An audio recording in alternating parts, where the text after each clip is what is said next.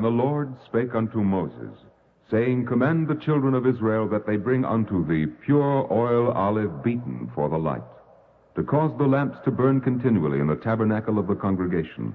And it shall be a statute forever in your generations.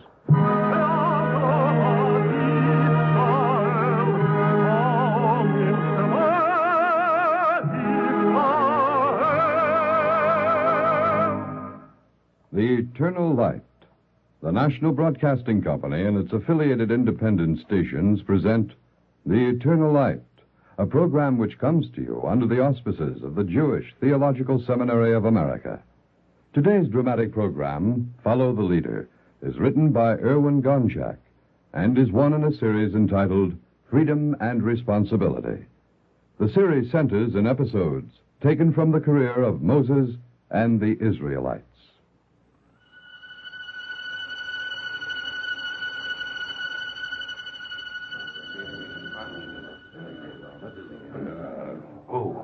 Eldad and Medad. Where? In the camp. Well, you sure you heard it right? I did. Was Moses there? Of course not. I can't believe it's true. But I heard it with my own ears. What could have come over Eldad and Medad? Who knows? What will happen to them now? To all of us?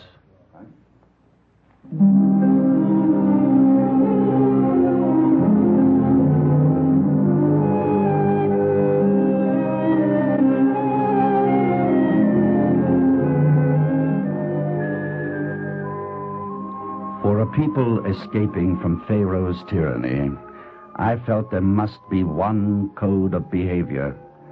The Lord speaks to Moses, and Moses instructs the people, and the people follow.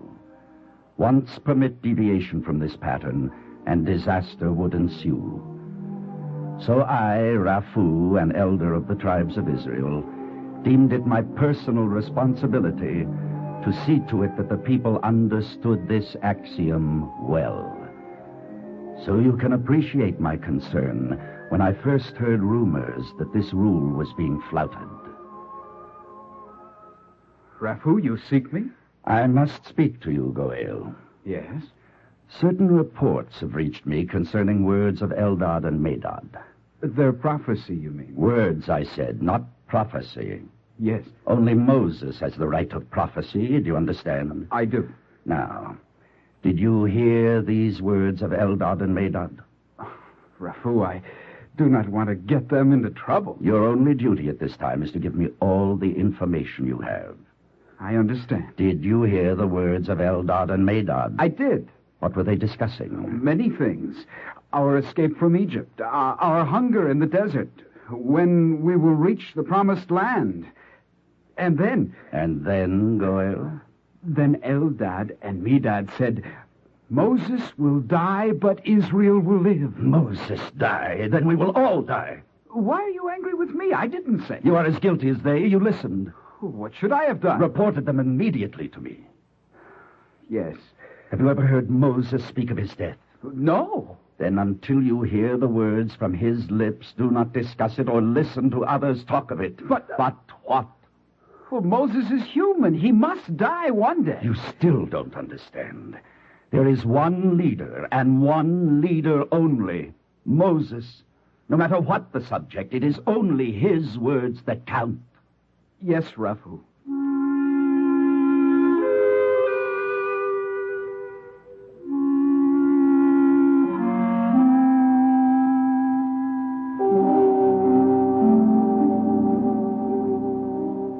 Joshua, under the circumstances, stern measures are called for. Raphu, perhaps... Joshua, let there be more than one voice of authority in Israel, and factions will arise, and we will be torn asunder. Yes, the Lord has chosen Moses as his spokesman. There must be no other. Obviously, Eldad and Medad are not aware of this. They have chosen to ignore this fact. Moses will die, but Israel will live. Then who will lead us? Do you see what is happening? Even you, Joshua, are now mouthing the words of Eldad and Medad. Do you see how quickly the insidious infection spreads? You're quite right, Raphu. To ensure the safety of the people, they must be silenced. Yes, but let Joshua, in an issue of this sort, there are no buts. But still, there may be mitigating factors we're not aware of. All right. I will go to see them.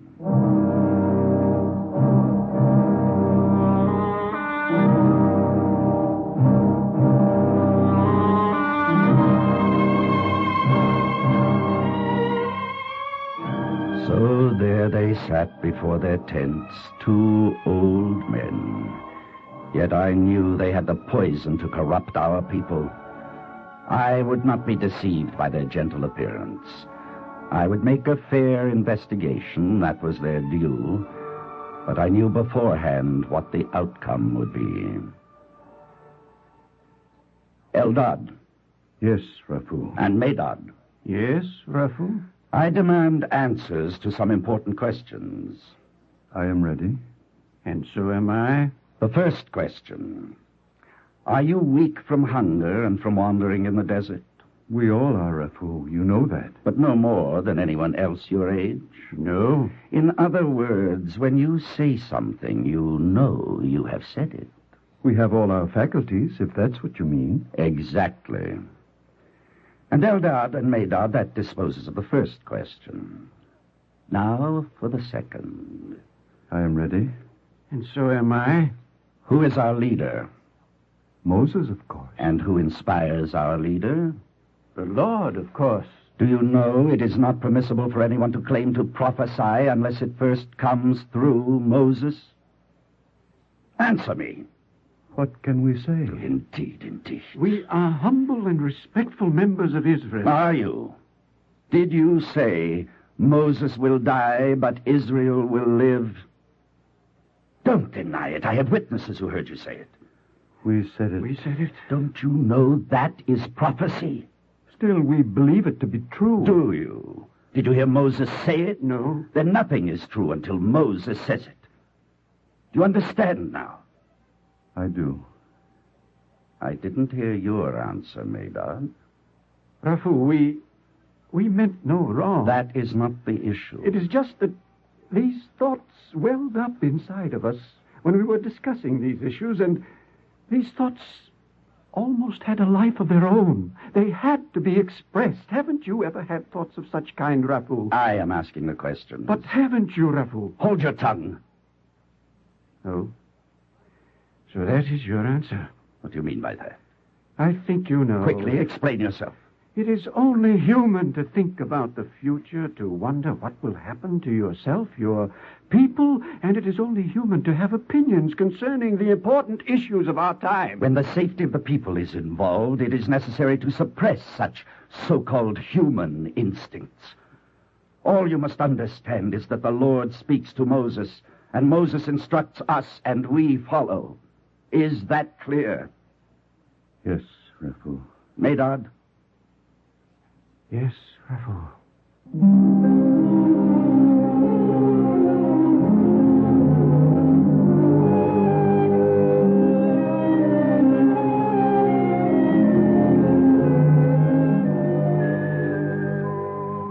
So, for the time being, we held off.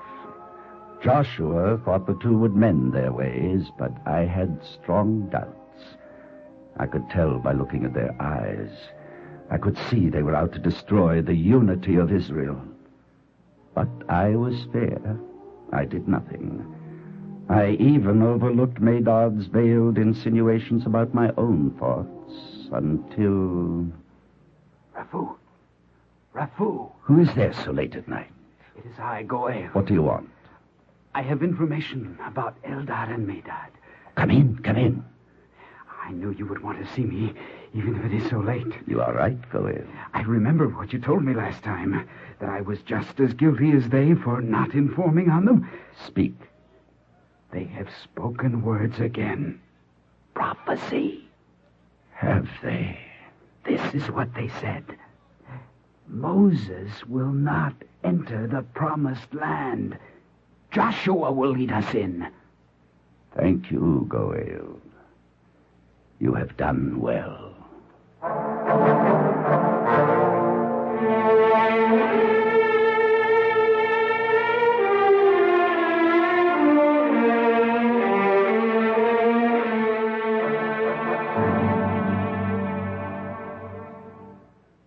mercy on us, Raphu. I have warned you once, and you have not heeded me. We couldn't help ourselves. The Lord speaks to Moses, and Moses instructs the people, and the people follow. You have endangered the whole fabric of our society by breaking this rule. Not once, but twice, to my knowledge. And who knows how many other times. Only twice, Raphu. Only twice, and we promise no more. How can I believe that? Mercy, Raphu. Don't leave us out here in the desert to die, to banish us forever from Israel. It will be Moses' decision to make. Please, Raphu, give us one more chance. Let him be, Eldad. Oh. So you finally speak, Medad. Why do you persecute us? I persecute you. It is you who wish to destroy Israel. Have you never had thoughts of your own which may not have come first from Moses? Never. Are you being truthful, Raphu? I am. Are you, Raphu? That is just a taste of what is to come, Medad. You have not learned to pay the proper respect to our teacher and guide. You must be taught.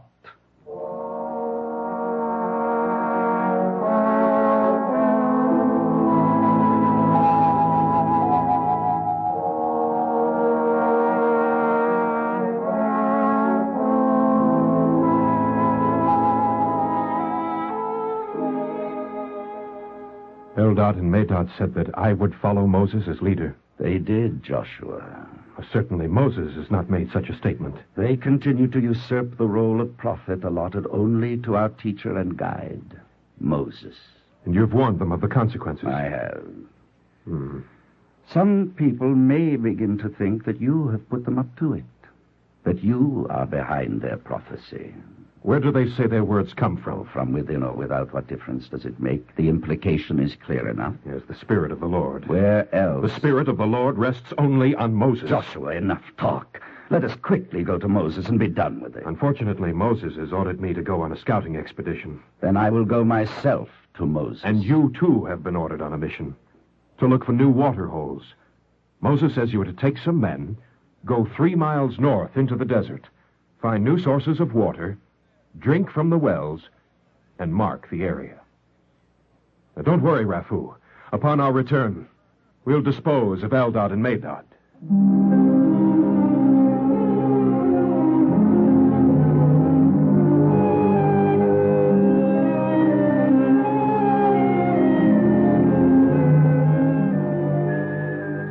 So I had to put the affair of Eldad and Medad aside for the time being, in order to carry out Moses' order to find new sources of water. But still it weighed heavily on my mind. I wanted to be over with it. I wanted Eldad and Medad to receive their just punishment, the incipient infection halted, and then all would be right with Israel again.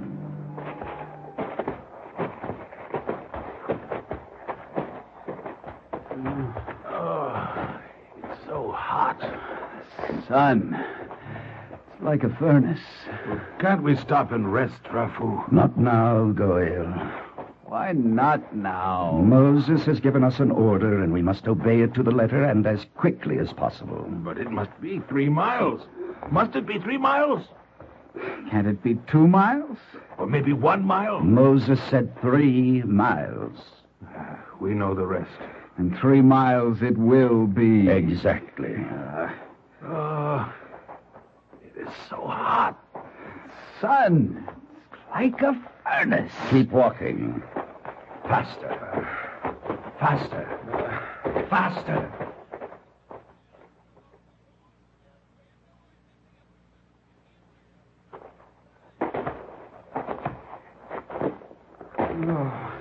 Raphu, how much farther? A little ahead. Are you sure there will be water?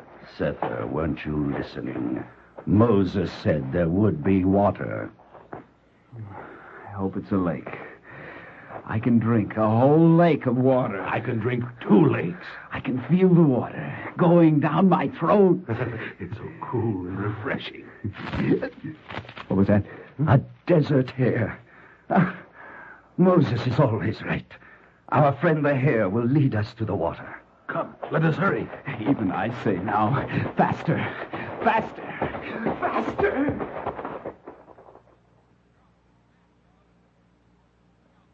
Oh, look!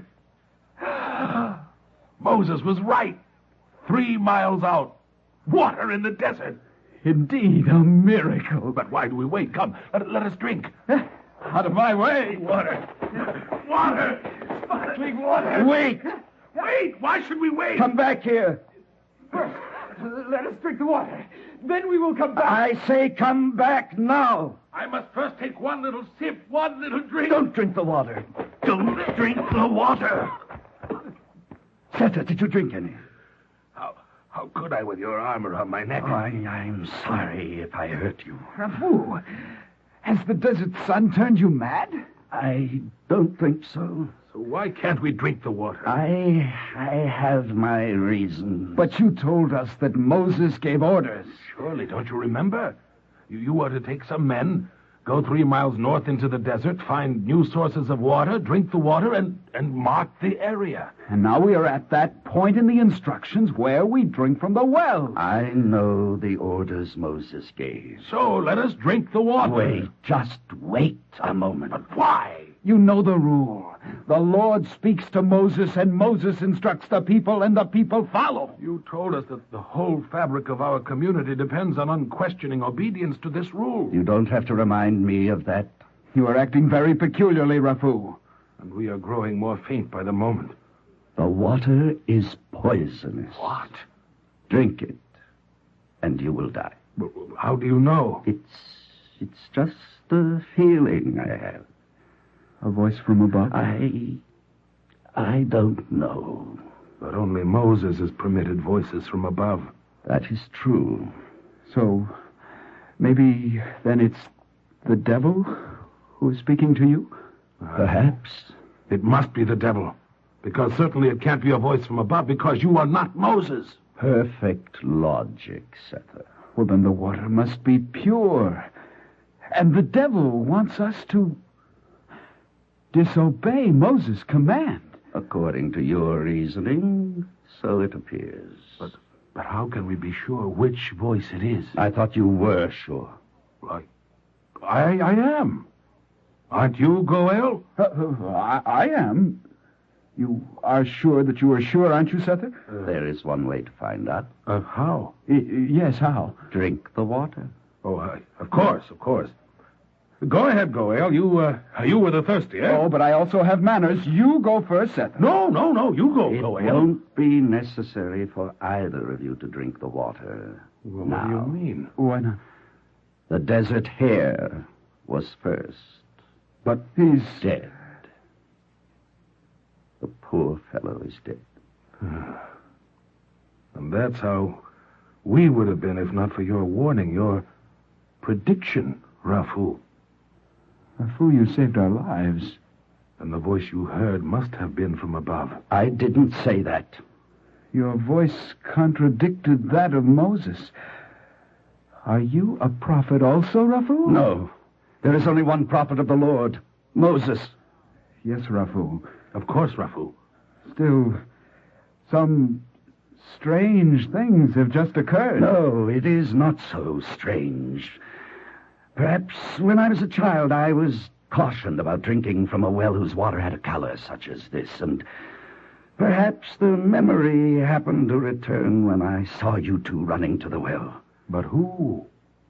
Who made the memory return now? Yes, Rafu. That is the important question. Forget everything that happened here. Do you understand? Forget it.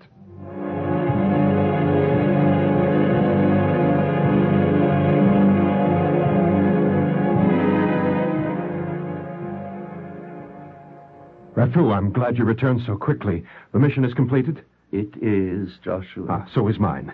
Now we can report the forbidden activities of Eldad and Medad to Moses. Yes. Was something wrong, Rafu? No. You seem unusually subdued. The desert journey was arduous. Yes, of course. Joshua. Yes? Have you ever will have certain thoughts, unexplained ones, gained access to your thinking. That is, contrary to certain instructions.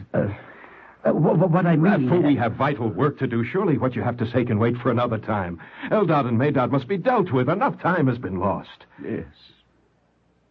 Yes.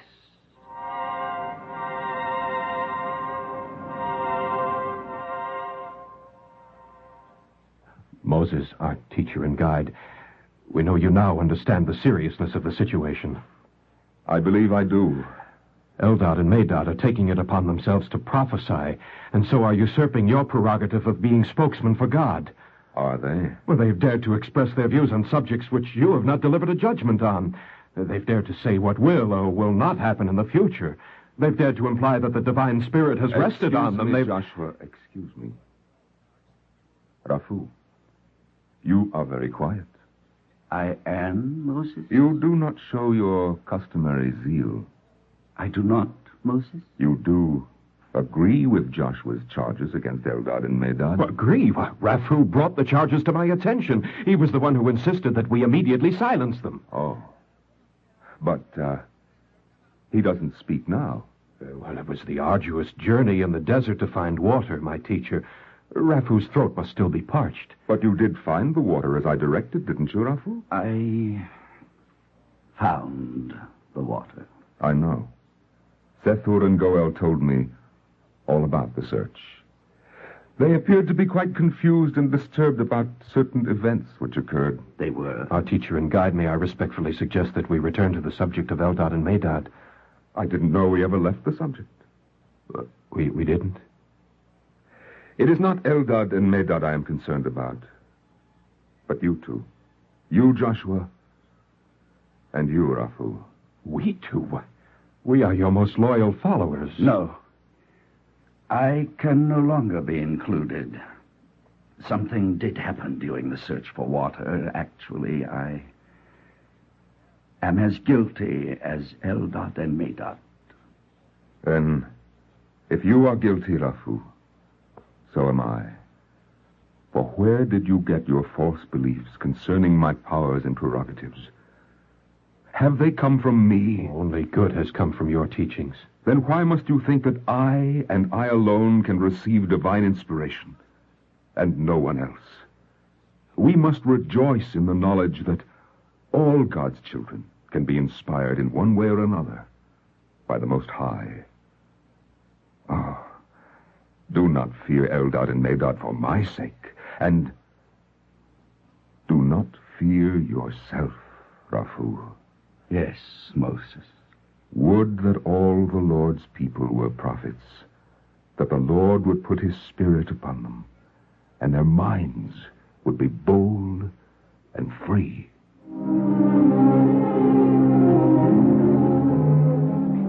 I left Moses' tent a different and chastened man. Medad had been right. Many times I had thoughts which I was afraid to voice, which I repressed.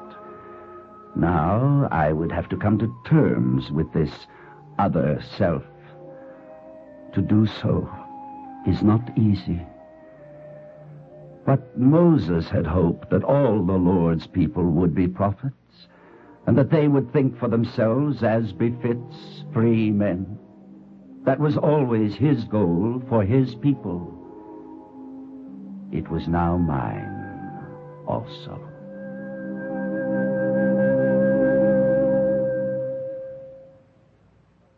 If you would like a copy of today's script, please send your name and address with 10 cents to cover the cost of postage and handling to the Jewish Theological Seminary of America, 3080 Broadway, New York 27, New York.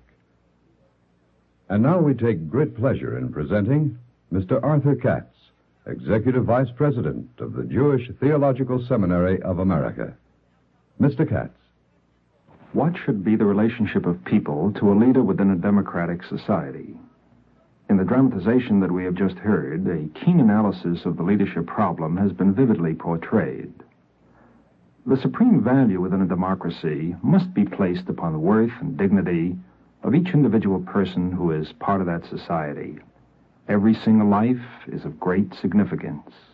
All men ought to be respected for their intrinsic value as human beings.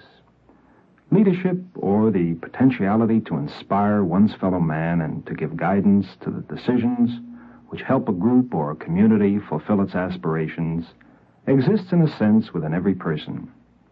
The experience of people in groups which pose problems requiring specific solutions may bring forth an answer or a direction of wisdom and leadership from different members of the group at different times. Varying situations call to the forefront a variety of different leaders.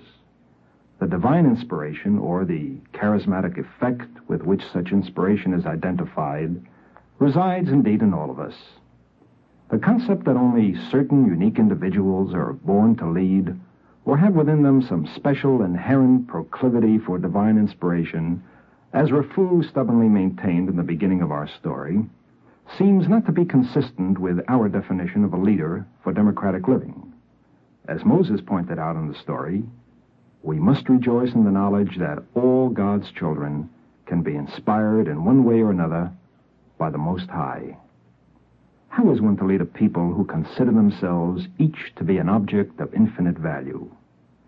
Only when we define the leadership role as one which can enable others to grow and develop and to get the task performed essentially by themselves.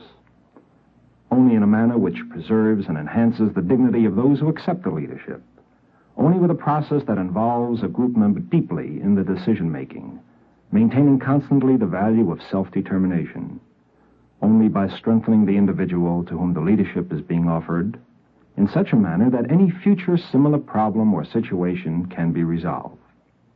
Finally, only in an approach of leadership which helps the group members to perform their task in such a way that when they look back upon the situation, they can turn to each other and say with sound justification, "We have done it ourselves."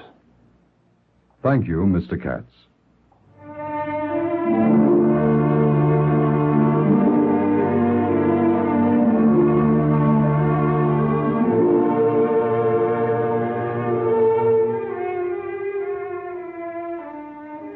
Our Eternal Light drama today, Follow the Leader, was written by Irwin Gonchak and was one in the series of programs entitled Freedom and Responsibility.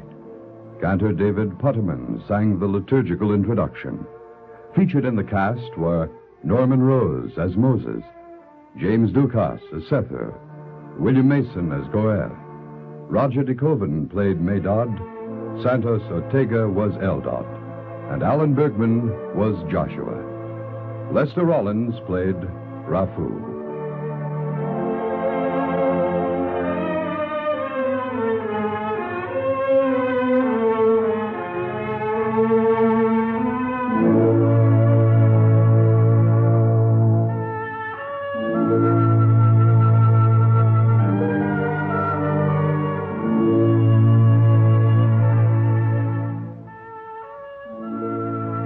This is Bill Wendell speaking. Our program was directed by Daniel Sutter. Portions of this program were pre-recorded. This weekly program is presented under the auspices of the Jewish Theological Seminary of America.